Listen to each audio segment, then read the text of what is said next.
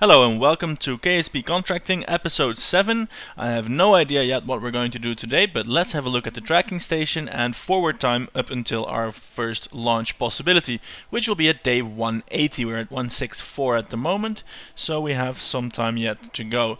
Let's first track another asteroid as per the impromptu rules of the series. This will be it, Class D, one of the largest ones so far, tracking this object. And let's see, that will, well, it'll get close to Kerbin, but not perilously so. Let's have a look at the other asteroids we have here. This one doesn't seem to encounter us again for the foreseeable future. I could make a rule that if they are not projected to be encountered, I could untrack them if it gets cluttered, but we're not at that point yet. So let's have a look at this one. This one is actually still in Kerbin's sphere of influence. And this was recently missed by the Zero, as you could see in the last episode. Let's have a look. This one here is slated to encounter us in 186 days, so not quite in a hurry. We're not quite in a hurry with that yet. This one here will get there in 171 days, and this one will get there in 173 days. So for the foreseeable future, at least the asteroids we're tracking now, we are safe from them. Oh, I have to go back to the tracking station, of course, to do the time warping. That leaves us with a mission objective on Minmus, which is of course our stranded astronaut, and perhaps more importantly, all the science that's still stored in his vessel. Today, though, we're not immediately going to go there. But well, let's not talk about that until we see the craft we have. Okay, that's day 180. According to the rules of the show, means one launch every 30 days. That's Kerbal days, so that's days that are 6 hours long. And those hours are Kerbal hours, which are 5,000 seconds long, but a Kerbal second is just a quarter of a human second. Now the last part I made up, the hours and the second in the game are the same. Anyway, 6 hour days, and let's head on over to the VAB, see what craft we have. We've got a few new submissions, the EFS Peregrine by Adam. I'm tempted to use this, but I'm going to hold off on that for a little bit for when I can do a self-contained, probably another lunar mission with this beautiful lander. For now, I want something that can go and get the astronaut back from Minmus. And we got this one from Greiswolf Company. This was actually submitted earlier, but apparently I lost it, or the internet did. I don't know what happened with that. And this is basically the Zero booster that got lost in space on the previous episode, except with a lander on top. So we've seen this already, basically, so I'm going to move this to the backup hangar. Yeah, whatever that means. Greiswolf Evil Company also made this 525 part monstrosity, the brutal overhead return gap, or Borg. I'm not sure I want to launch this, but it could be a nice project for testing my new computer when it gets there, because I'm not going... What? Yes, this is a big one, and it's a square one. Well, I suppose with a name like Borg, it makes sense to have a cube. Right, yeah, we're going to definitely wheel this out to a corner of the Space Center and keep a close eye on it. Otherwise, we have the Moonraker and the Trident. And I think I had another one, but maybe I didn't actually retrieve that from my email box yet. This is now a antiquated design. I think at least I have had this for a while, but always good to have some extra missiles laying around. And of course the Moon Trident, which is also built of slightly older technology, but we'll keep it around just in case. I'm just going to leave the game and come back because I think I forgot one of my submissions that's still lounging in my inbox, so see you in a few seconds. And here we have the final submission sent in by Jacob with the text, "Go rescue your Kerbal." So this could serve to rescue poor Seanmus, or whatever his name was. It has a lot of wings, it has a lot of boosters, it has a bigger booster at the side. What kind of booster is this? How did I unlock this? What? Whoa, this is an SLS part booster that was somehow unlocked by me. Awesome. Not paying attention. It does happen. So this is a double solid booster rocket stage with then a liquid core. Wow, this is a long baby. And a prow built of solar panels. The question though is there a probe core in there? Because if this can get to Minmus but doesn't have an extra seat, then well, it doesn't really matter so much. Lots of batteries, lots of lights. And can I launch this with no crew? Anyway, we will see that in a little bit, because today I am not going to launch immediately to Minmus. We are going to do some preparatory groundwork. We are going to establish the first line of defense against asteroid strikes. We are going to launch a permanent presence into space, and we'll do so in daylight. Because remember, we don't like the night people. For that, we will mosey on over to the spaceplane hangar, because today's winner submission that will be launched is the Chimera by Nathan. Thanks so much for submitting that. There was even a picture posted on the forum, so if you haven't seen that, go check it out. But here it is. It looks absolutely bonkers, and it will be the first plane I have flown in a while. I'm going to trust the staging to work. Let's see what happens. I think all the wings basically fall away and then it becomes a rocket. But we shall see. We shall see. Who shall volunteer to climb into this monstrosity death trap of a cockpit? We shall call it the control center. I think this is an appropriate job for Jebediah. He's been on the ground until now, but we're gonna wheel him out, get one of the orange suits in there, and let's fire that up.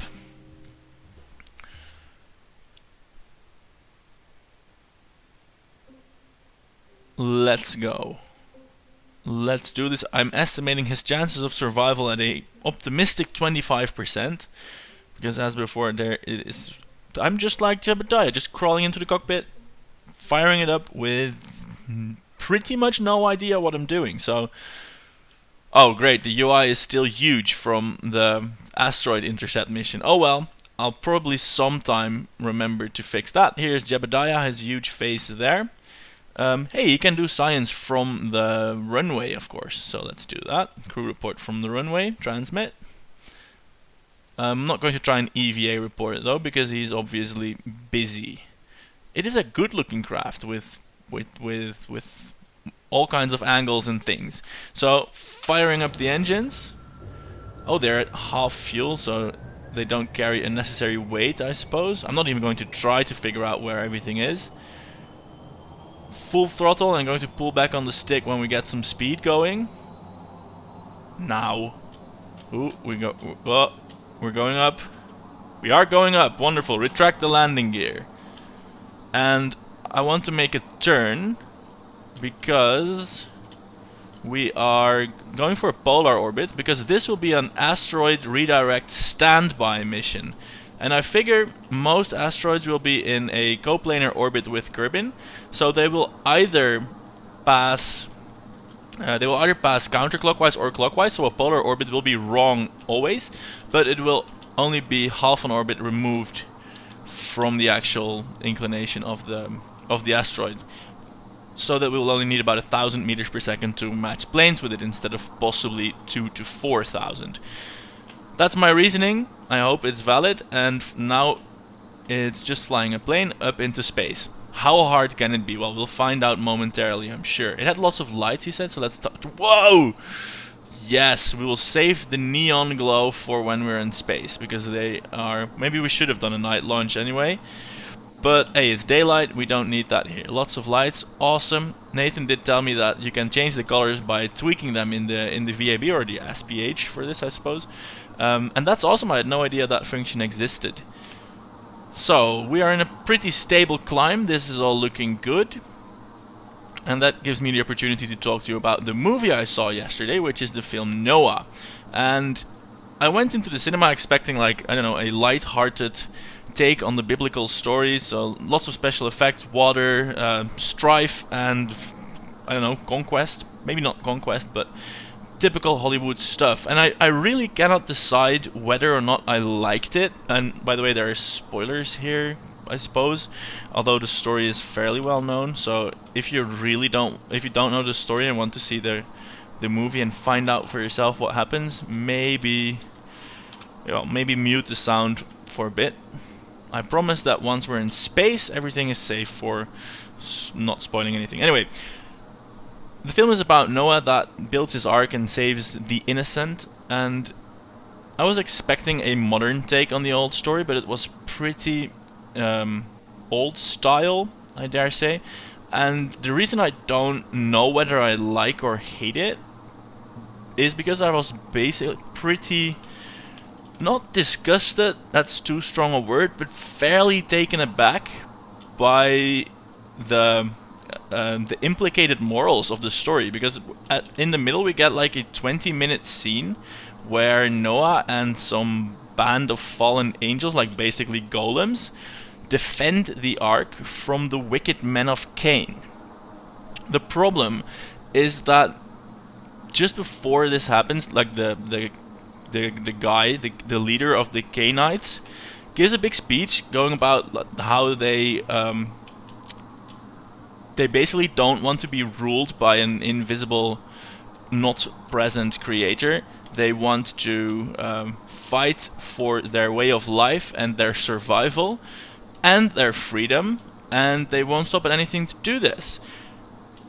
They have recently found out that an apocalypse is on the way, which, although not directly caused by Noah and his people, might as well be for the conviction he has in the righteousness of it. So basically there is a big genocide coming, and these people, granted they do have their flaws, as do we all, are trying to fight for their survival and the human race, really, because everything is going to be wiped out. We are treated to a 20-25 minute scene of a big group of people being slaughtered by the golems and Noah, and being kept away from his ark that he himself has stated has the space to save them. This is a scene that has happened in many Hollywood movies, and it's always the other way around. We're always rooting for the guys that are protecting their way of life, their freedom, their independence, and their very survival. Not this time. This time the golems that are stomping the humans to death, Noah that's spearing them, are the good guys. The golems, even when they die, explode, taking huge amounts of humans that are fighting for their freedom and survival with them, upon which they are raptured into heaven. I'm sorry, but that is just what extremist terrorist bombers believe will happen. And then we are treated to Noah explaining to his family how there is no space for these wicked people on his ark that has the space, and that they must valiantly protect their vision of a new world with a pure and clean lineage. I thought we as a society had moved on from those ideas as good and just. And I'm not sure what the movie is trying to show, that these ideas are outdated and frankly distasteful, or that it's actually believing that they are just and good. I was very much reminded of the scene from the movie 2012, which is the orgasmic explosion Armageddon flick from 2012, from 2011 actually, because it was about 2012. And in that there is an apocalypse, just like in Noah. And I need to angle this plane up steeper, I think. In there is an apocalypse, just like in the film Noah. In there is arks built by humans, just like in Noah. And in there is people shouting at the gates, begging to be left on board, just like in Noah. And in 2012, also the people on the bridge say there is no room while there is room. In that film, it's completely the other way around. When the good guys win, people are let on board and they save as many as they can. In Noah, when the just happens, all the people that are fighting for their freedom and survival are stomped to death, and Noah leaves with just his pure breed lineage. I can just imagine, like, I don't know, Nazis taking this story and using it to justify their views. Like, you know, I was pretty appalled by it. And moreover, even after the rain and the floods happened, there is still a mountaintop with hundreds of people crying and clinging to it. The Ark is right there next to it. He doesn't want to save them. He's a nasty bastard. And then he goes full psycho and he wants to kill babies. So I'm not sure if I like the film for showing how crazy that moral is, or whether it actually wants to put that moral out there as the right thing to do. And I'm not sure which it is, but that were my thoughts on that. Anyway, we are in a space plane headed for space. No such stuff about films and rights or wrongs. I don't know if I'm doing this properly, but the thrust is reducing, the fuel is almost gone. I'm going to basically aim it straight up and then see what happens if I hit the staging button. See if I can get some altitude going here. The speed is remaining constant. Our vector is climbing. We are still gaining altitude. As soon as that stops, I'm going to ditch the plane bit and continue as a rocket. I think at least that's what's going to happen. And I said this was going to be a asteroid vanguard protection mission. This might not have the best shape for actually redirecting an asteroid, but hey, at least we could go somewhere and see what it does. And then there's also the possibility for a heroic Jebediah sacrifice for a kinetic redirect mission, although it can't be a fast one because then, well, we'd run into problems actually trying that. Look at that, I've exhausted my voice talking about Bibles, arcs and rain. So let's stage and see what happens. The engines have flamed out. Boom, what? This is pretty good. The wing is being left behind. We are now on full rocket power and we are almost out of control. I'm going to fix my voice. There, all fixed, and the rocket is somewhat under control. We are boosting. I think this is a good attitude to boost at. Basically straight up. I'm not convinced of the efficacy of this launch profile, but hey, at least we had a plane for a while and that looked fun. Basically, our vector is mostly forward. We're just launching from 500 meters per second instead of from a standstill, and from 20 kilometers up, which I suppose is good. I mean, why not? But in real life, I think the plane rocket hybrids are, they might be more efficient mass-wise, but manufacturing and complexity-wise, I don't think they're worth it. You have to go full space plane that with reusable bits. Doesn't take away anything from the fact that this was a nice-looking craft, still is in fact, and that Jebediah is having a fun time. So there's that. I just saw that on Steam that the Wolf Among Us episode 3 has been released, so I'm going to play that after this.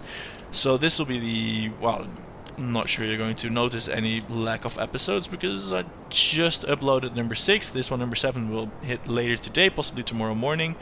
And then the rest will follow in some way or fashion later. So we're boosting upwards. And I don't think there's a lot more to mention about this impending ascent into orbit, really. We'll wait until state separation, see how that works out. Oh wait, no, did the lights... Oh, there's still lights here. Because I wondered if the pretty lights were only on the plane bits. I'm just going to turn them on and have that nice electric glow. That's really nice. Have these colored lights been in the game forever or not? I don't know. Doesn't really matter, but I do like the possibilities that opens up. Anyway, we're coming up on staging, where the side boosters will, looking at these separatrons, probably rocket away fairly violently, and that will happen now. Well, not that violently, but they do rocket away. So we are, in the meantime, up to 40 kilometers in about 1 kilometer per second, so we can pitch back over to the prograde vector and finish off the ascent into orbit. I will cut a little bit of the video here and reconvene when we are in fact in space. Well, not quite in space yet, but I just noticed the thermometer here. and I took a sample, 5.6 science data from the upper atmosphere, and the materials bay also doesn't yet have a upper atmosphere reading, but that only carries 17.5 science, so I'm not going to waste a full bay on that. Same for the goo, I think. Don't think I did that here. Yeah, I did. Excuse me. Not a very nice thing to do in your ears if you're wearing headphones. Yeah, so science, bitches. No, we're going to save the experiments for the asteroid or wherever this vessel ends up going. We have an apoapsis above the surface. Well, above the surface, that's good, but above the atmosphere as well. I'm going to establish orbit, and that will be it for this episode. The next episode, which I'll probably record fairly soon after this one, we'll focus on retrieving Shanmus from Minmus, and because that is a slightly lengthier mission I expect, I'll forgo a full craft evaluation there. I'm thinking of using well, one of the craft I showed you today on this episode, and we can just launch from the beginning of the episode. So for now though, let us proceed to the planned maneuver, where we shall inject into orbit for a completely mundane mission, which is thoroughly unexpected with Jeb at the helm. I'm going to ditch this stage. There we go. Bye bye stage. And fire the engine for another 650 meter per second burn, which is proceeding nicely. With that, there's pretty much nothing more I want to talk to you about today. I've gotten the NOAA stuff off my chest. Thanks for listening to that ramble. And as always, thank you so much for watching. Do submit more craft, because as I said earlier, they can only be flown once, then they are out of the garage. So I need a fresh supply of craft so I can pick and choose for the missions at hand. Now, the amount of submissions do mean I probably won't be able to fly every craft, but I will try my best to make a nice varied selection of submitters and craft so that we can have nice videos and all of you can see your creations fly at least once or twice. That's at no guarantees though, because it's already hard to keep track of the emails and the files, and of course, well, we also have to think of the Kerbals that need rescuing and or stranding. But I do try to cater to all your whims and wishes, like a good YouTuber should. Right, almost in orbit, 70 kilometers, that counts.